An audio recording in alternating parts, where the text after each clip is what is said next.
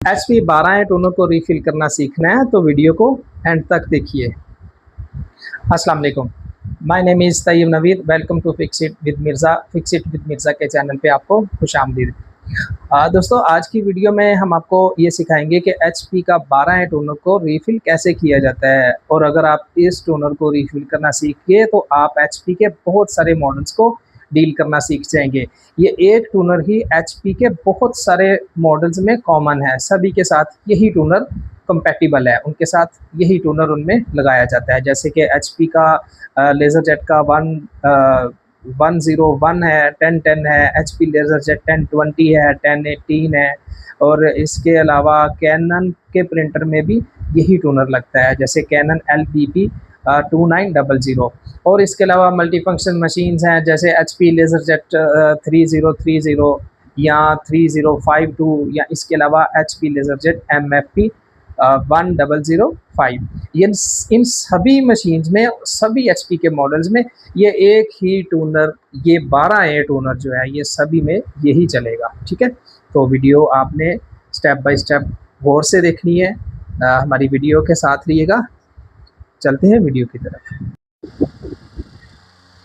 जी, तो video start करने से पहले हम सबसे पहले इसका प्रिंट लेंगे, ताकि रिफिल करने से पहले जो इसकी प्रिंटिंग क्वालिटी है वो आपको टेस्ट करवाई जा सके, और फाइनल रिजल्ट्स जो हमें रिफिल करने के बाद मिलेंगे वो भी आपको दिखाई जा सके। तो इसका मैं पहले एक प्रिंट लूँगा इसी टूनर को चेक करने से पहले, ताकि हमें जो रिजल्ट्स रिफिलिंग के बाद मिले हैं उनको कंपेयर किया जा सके। ये देखिए, ये इसका प्रिंट है जो कि बहुत ही पुअर क्वालिटी है। ठीक है, तो अभी अब हम इसको रिफिल करेंगे। मैं ये प्रिंटर से टोनर को बाहर निकाल लूँगा, और ये जो प्रिंट है हमारा, ये हम इधर ही रख लेते हैं, ताकि बाद में इसको फाइनल प्रिंट के साथ कंपेयर किया जा सके। ये मैं प्रिंटर साइड पे रख लूँगा, और टोनर को अब हम यहाँ पे खोल के रिफिल करते हैं।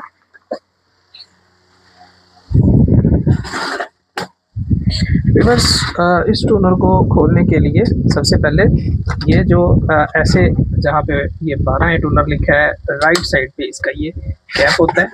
कैप के 2 स्क्रू होते हैं, इनको सबसे पहले आपने अनस्क्रू करना है, यहाँ से रिमूव कर लेना है। 1 और ये 2, ये 2 स्क्रू हो गए।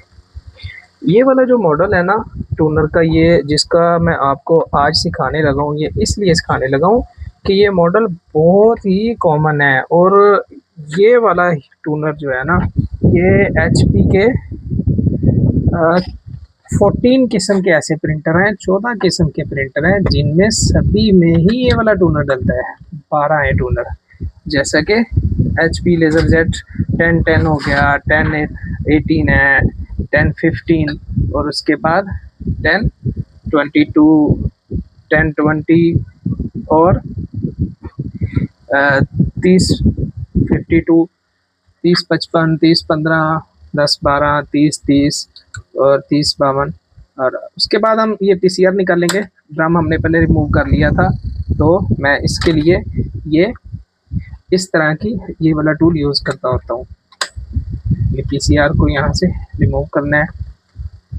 फिर उसके बाद एक आपके पास सलाख होनी चाहिए इस टूनर को, इसके जो हिंज होते हैं दोनों साइडों पे, एक पिन इस तरफ होती है और एक पिन इसकी इस साइड पे होती है, जिसने इसको लॉक किया होता है।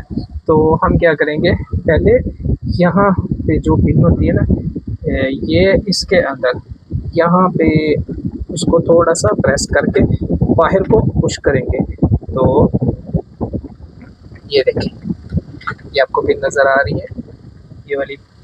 इसको हम बाद में यहाँ से ड्रैग कर देंगे। इसी तरह ये दूसरी साइड के इसमें भी हिंज में ये एक पिन होती है, इसको मैं अंदर से ये बाहर की तरफ पुश करूँगा।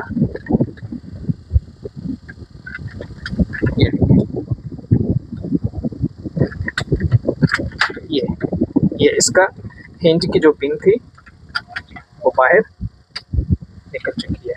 एक ये निकल गई है, और दूसरी को मैं इसकी हेल्प से यहाँ से रिमूव कर दूँगा। ये लें जी। अब हमारा जो ये टूनर है ये 2 पार्ट में हो जाएगा। ये लें, ये हमारा हो गया डेवलपर जहाँ जिसमें हमने पाउडर डालना है, और ये हमारा ड्रम यूनिट हो गया। तो सबसे पहले मैं क्या करूँगा, इसका जो ड्रम यूनिट है उसकी मैंने सर्विस करनी है, और जो मुझे उसके पार्ट्स चेंज होने वाले फील होंगे उनको मैं चेंज कर दूंगा।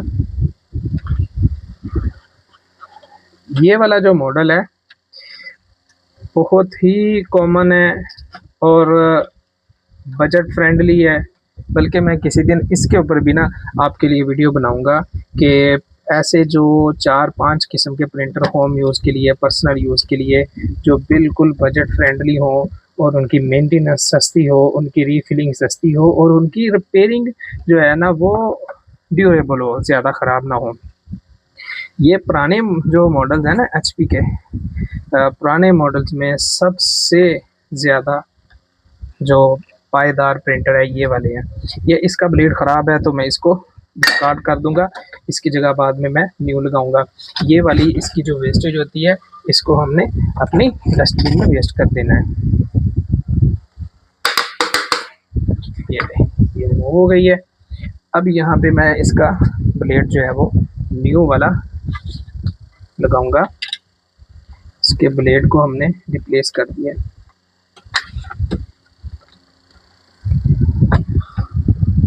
उसी तरह से ही उस यहाँ पे हमने स्क्रू लगाने हैं जहाँ जैसे पहले दोनों खोले हैं।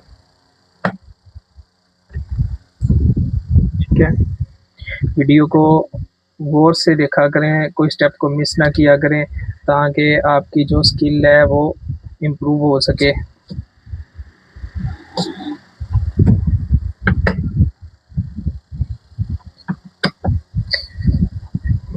इन मॉडल्स के पार्ट्स इजीली हमें मार्केट से मिल जाते हैं, इसलिए। और ये प्रिंटर जो है ना ये अंडर 50 to 20,000 के अंडर ये प्रिंटर्स इजीली मिल जाते हैं। ये जो मॉडल्स मैंने आपको बताए हैं ना, अभी मैं आपको दोबारा से सारे बता देता हूँ। इसको साफ़ कर लूँगा मैं पीसीआर को।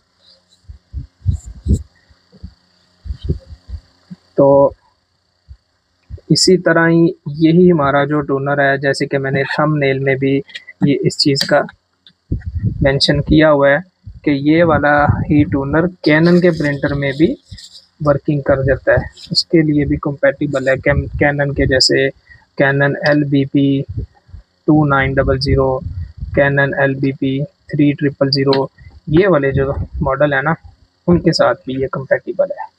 ठीक है, ये हमने ड्रम को इसमें असेंबल कर दिया है। अब मैं ड्रम की मूवमेंट को चेक करूँगा कि ड्रम हमारा ज़्यादा टाइट ना हो, इजीली फिटिंग में मूव करता हो। तो ये हमारा बिल्कुल परफेक्ट एडजस्ट हो गया है।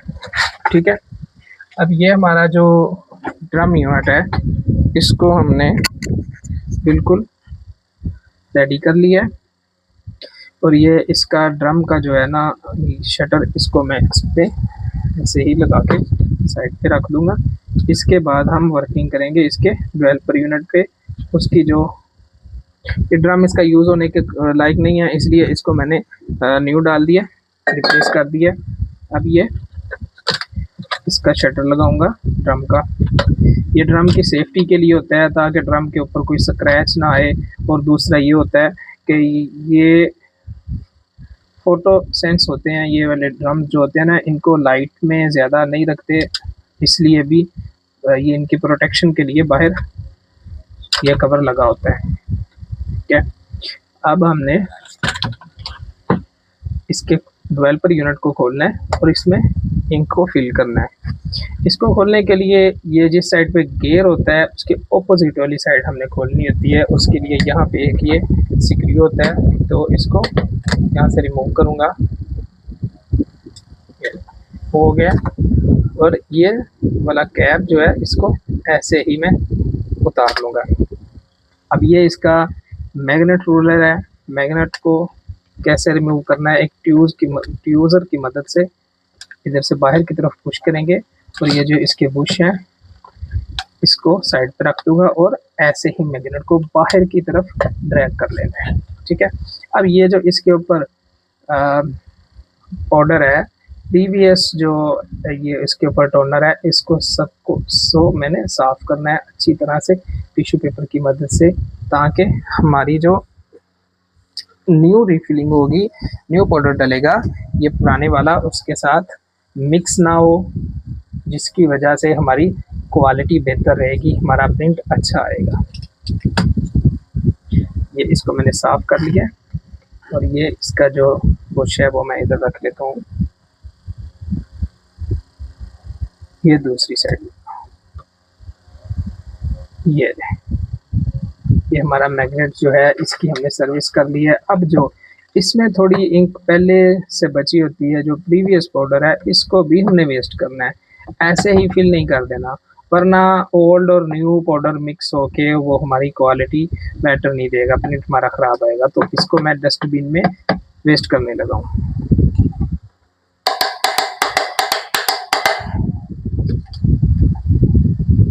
ये ले, ये हमारा वेस्ट हो चुका है और अब ये रिफिलिंग के लिए हमारा बिल्कुल इसमें स्पेस बन चुकी है।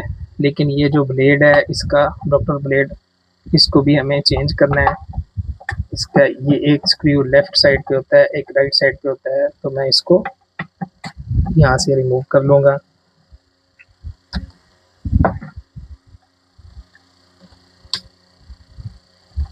ये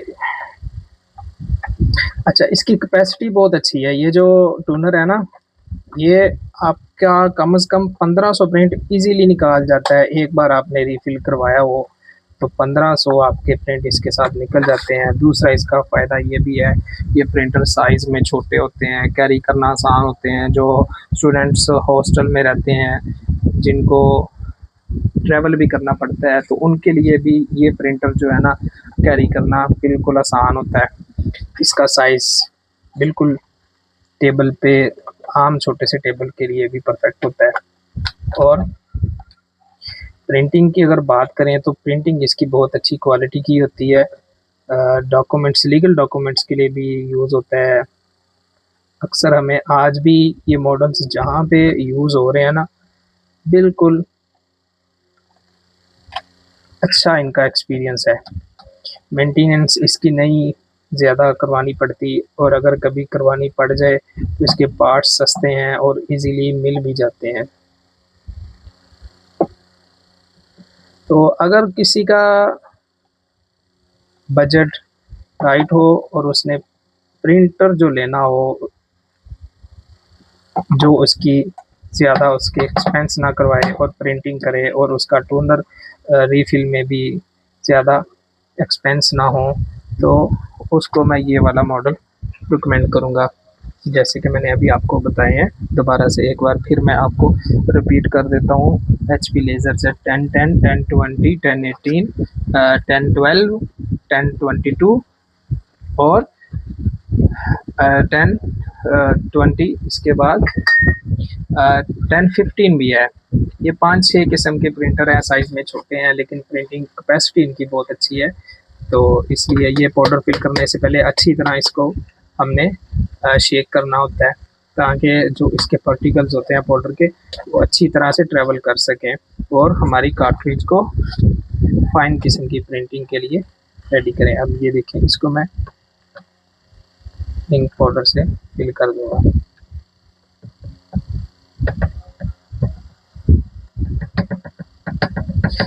जो सिंगल यूज़र है उसके लिए भी ये प्रिंटर बिल्कुल परफेक्ट है।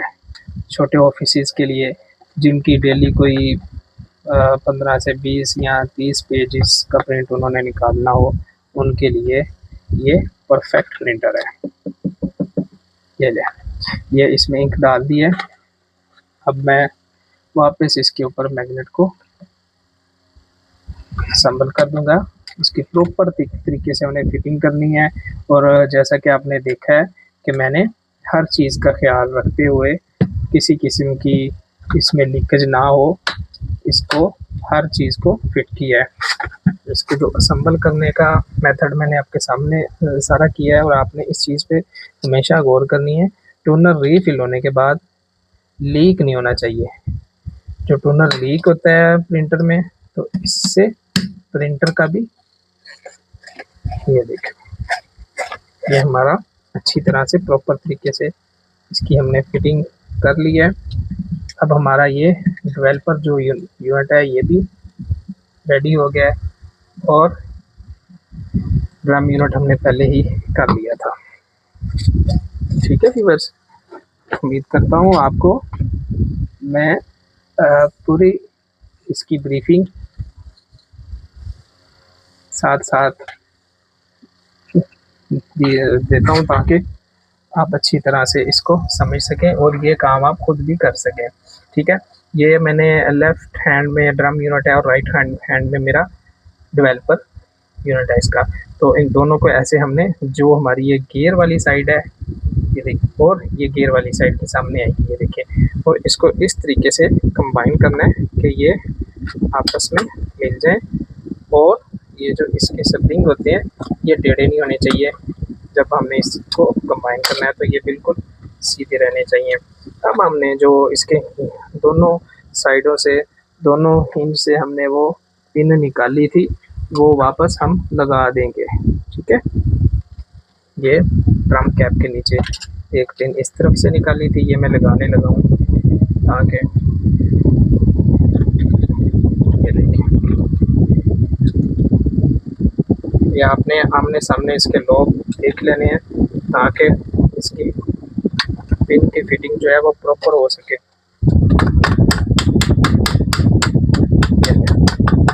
ये इधर पिन लग गई है, अब इसका ये कवर इधर लगाऊंगा, और साथ में इसके जो हमने यहाँ से स्क्रू रिमूव किए थे उनको वापस फिट कर देते हैं। आपको हमारी वीडियोस कैसी लगती हैं, आपके लिए हेल्पफुल होती हैं और या नहीं होती, आप कमेंट्स में ज़रूर बताया करें, और हम आपकी बेहतरी के लिए और किस तरह की वीडियोस बना सकते हैं, हमें कमेंट्स में रिस्पॉन्स दिया करें। आपका फीडबैक मिलना ही हमारे लिए मोटिवेशन है। वीडियो को ज़रूर लाइक करें, अगर आपका फ़ायदा हुआ है तो दूसरों को भी शेयर करें। ये देखिए, इधर भी मैंने ये इसको प्रॉपर तरीके से फिट कर दिया है। अब मैं इसका फाइनल टेस्ट प्रिंट लूँगा और इसको पहले वाले के साथ कंपेयर करेंगे कि रीफिलिंग करने के बाद हमारी जो प्रिंट क्वालिटी है उसमें क्या डिफरेंस आया है। ठीक है, तो ये टोनर मैं इधर रख रहा हूँ और प्रिंटर को वापस यहाँ पे टेबल पे ला के प्रिंट लेंगे। व्यूअर्स, आपको याद होगा कि पहले वाला प्रिंट मैंने ये रखा हुआ है, प्रिंटर में डाल के टोनर। अब इसका हमें प्रिंट को टेस्ट करना है।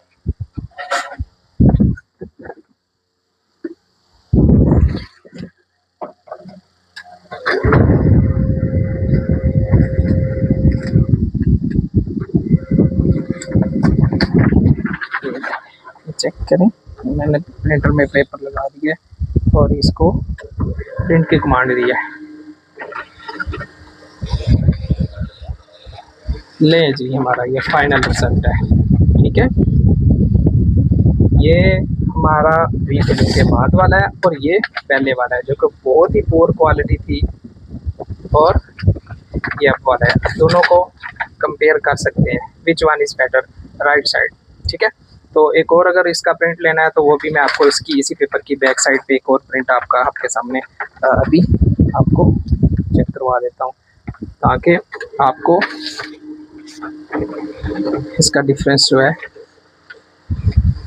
ये 100% क्वालिटी इसकी अब बेहतर हो गई है, प्रिंटिंग के लिए रेडी है, हम इसको यूज़ कर सकते हैं। वीडियो देखने का शुक्रिया, थैंक यू।